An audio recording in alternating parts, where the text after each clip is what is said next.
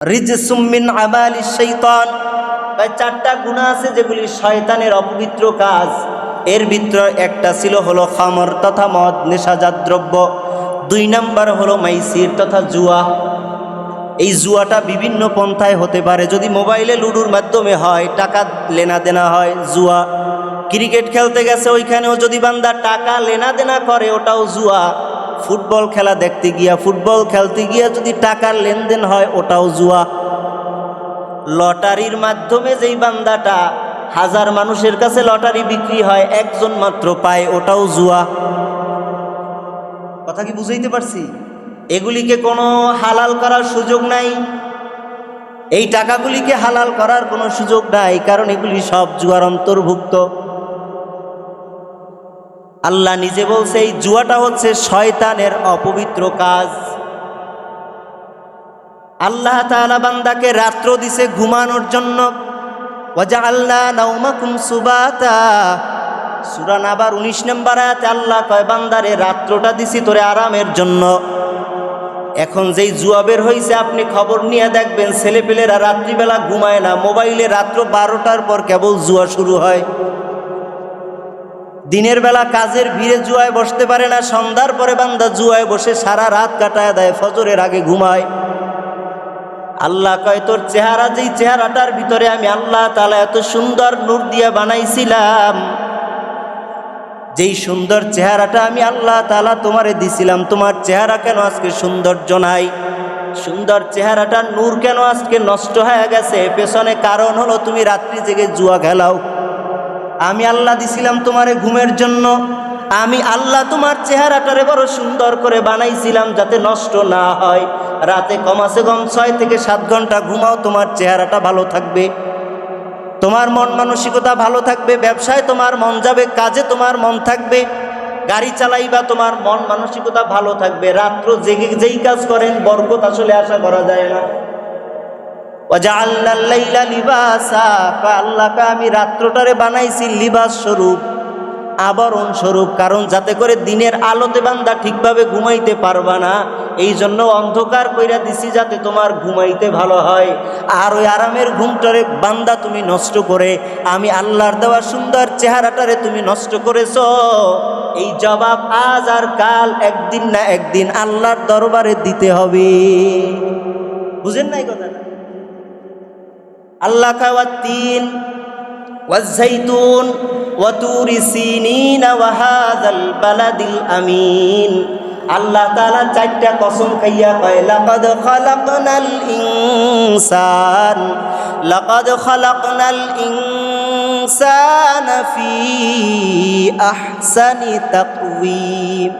আল্লাহ কয় 3-এর কসম, যাইতুন তথা জলপাইয়ের কসম, তুর পর্বতের কসম। এরপরে আল্লাহ তাআলা কয় পবিত্র মক্কা নগরীর কসম। 4টা কসম খাইয়া আমি আল্লাহ একটা কথা বলি, বিশ্বাস করিস? কথা বুঝেন নাই? মানুষ কসম খায় কেন? যাতে করে কথাটার উপর মানুষের পরিপূর্ণ বিশ্বাস আসে। আল্লাহ তাআলাও ঠিক আমাদেরকে বুঝানোর ক্ষেত্রে আল্লাহর তো কসমের দরকার নাই, আল্লাহ এমনি বললেও হয়। এরপরেও আল্লাহ তাআলা 4টা কসম খাইয়া বলে, গোলাম আমি আল্লাহ তাআলা 4টা কসম খাইয়া বললাম, লাকাদ খালাকনাল ইনসানা, লাকাদ খালাকনাল ইনসানা ফি আহসানি তাকওয়িম। আমি আল্লাহ তাআলা কিন্তু দুনিয়ার সব আমি আল্লাহই বানাইছি, কিন্তু সবাইরে আমি আল্লাহ সুন্দর বলি নাই। তোমার মতো মানুষটারে আমি আল্লাহ সুন্দর বলে ঘোষণা দিলাম। সুবহানাল্লাহ বলেন। বুঝেন নাই কথা? আল্লাহ 4টে কসম দিয়ে একটা গুরুত্বপূর্ণ কথা বলল।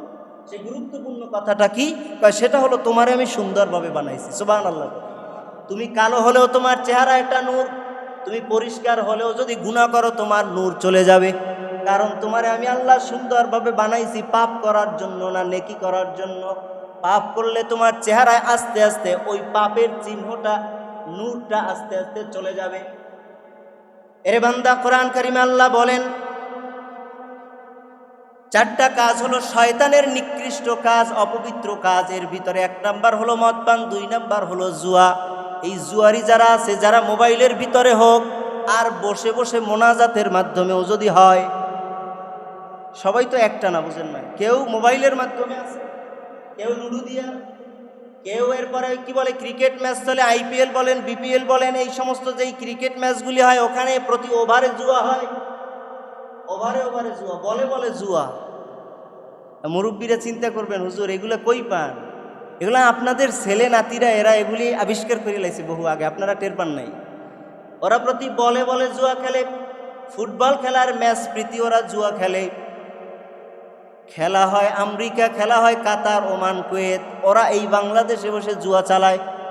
এরকম বহু নিউজ প্রতিনিয়ত সামনে আসে। মোবাইলের মাধ্যমে জুয়া খেলতে খেলতে বাবার নিজের অর্থ শেষ করে লাইছে, নিজের জীবন ও যৌবন সব শেষ করে দিয়েছে শুধু জুয়ার কারণে। আছে না নাই? সর্বশেষ বউ থাকেও যদি পারতো বউ বিক্রি করে হলেও জুয়া খেলাইতো, কারণ জুয়াখোরের মাথায় হিতাহিত কোনো জ্ঞান থাকে না। যখনও বান্দা হারতে হারতে একটা সময় একেবারে নিকৃষ্ট পর্যায়ে চলে যায়, হারের উপরে হার যখন পড়ে তখন আর নিজেকে কন্ট্রোল করতে পারে না।